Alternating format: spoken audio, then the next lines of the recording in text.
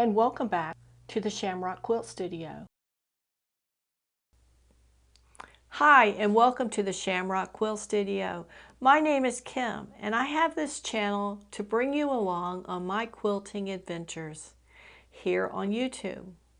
I want to take this opportunity to thank you, number one, for stopping by the channel and ask you to subscribe. And if you've already subscribed, welcome back. We're so glad you're here.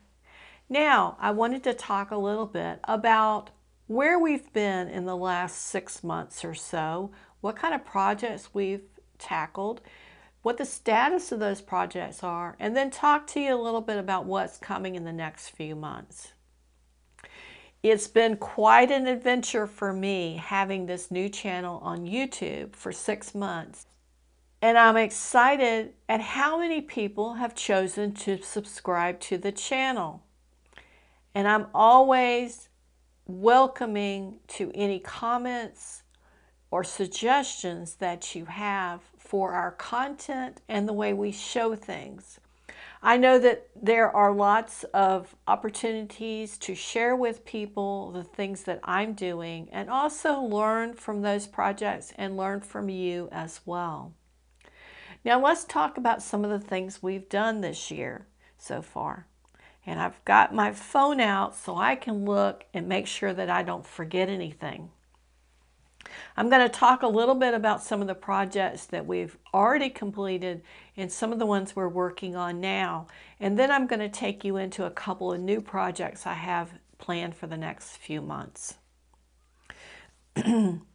This year we've tried some things that were fun to do, but didn't necessarily have a whole lot of popularity on the channel. And some of those involved looking at older quilts that were previously done before I started making videos and discussing those. We will continue to do some of that in the future, but that is not going to necessarily be the focus of the channel. We're going to be focusing on new projects and new things to learn. So some of the things we've done, we've worked on English paper piecing or EPP, and we've done a project called Purple Pursuit, and I'll get a picture posted here of that project. That was all by hand, and everything we did was something that you could do with just a needle and thread, pair of scissors or rotary cutter, and the typical tools for English paper piecing. I love that. I love the experience of hand sewing things, the calmness of it all. It is a very slow process, so sometimes even the smallest project seems to take forever, but it is something fun to do. And there's some looks, there's some patterns that you really can only get from English paper piecing. We also did one of the last ones that we've finished working on is Blue Star. Completely the opposite. It is machine pieced quilt top. We're using a strip piecing method to make things come together very quickly. So we're really able to create a quilt top that is 2 or 3 times as large in half the amount of time. So it's something there from one extreme to the other. We have worked on designing borders for a double wedding ring quilt where we added a custom border to a traditional pattern to make that just a little different. Now the status of that one is it's still waiting to be quilted. It is a large queen size quilt and it's going to require a lot of work to hand quilt it, which would be my preference on that. So we will from time to time go and revisit where we are with that, but that's kind of on the back burner right now. Another thing we worked on was our Miss Kelly applique, where we learned how to applique. We looked at a couple of different techniques for applique. We looked at needle turn, we looked at glue basting, we looked at using heat-proof templates, a whole variety of things. So we had lots of different techniques in one quilt top. And right now I am finishing up hand quilting on that one, and we'll be moving towards a binding on it, and I hope to have it hanging for a while in the next couple of months in some of our videos. That was a lot of fun, and that was really a pattern that I really liked the way it looked. We've talked on some of our videos about quilt tips and techniques or tricks to things. Just general information that maybe you haven't thought about. Let me tell you why I think that's important, because some of you may be very experienced. You may be more experienced than I am with quilting. But even in all the quilts that I've made, in all the time that I've been making quilts, not doing videos, but making quilts, there was something in this last project that we were working on, a quilting foot for, or not a quilting foot, but a foot for my machine, that I never realized how valuable this foot was until I started doing some research on a 1/4-inch foot, and how this little thing could ensure that I had consistent seam allowances, and I was always putting it together properly to make sure I didn't lose any points on my quilting. And that's been great. That's a game changer on machine pieced quilt tops. So there's always something to learn. Just like in the applique process, I worked with glue basting for the first time I've ever done that.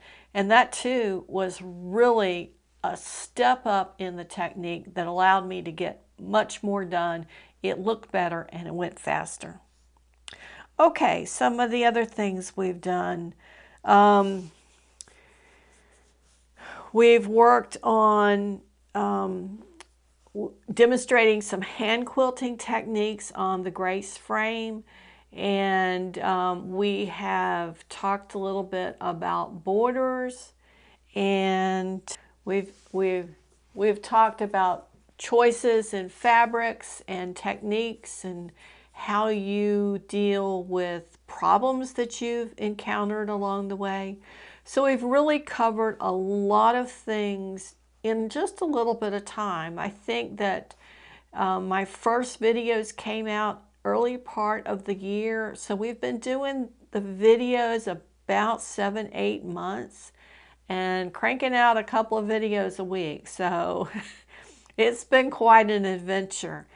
And as we move into the fall now, and we are thinking about the holidays, and we need to kind of adjust a little bit to be able to accomplish everything we need to do, for the next couple of months, I have 2 projects.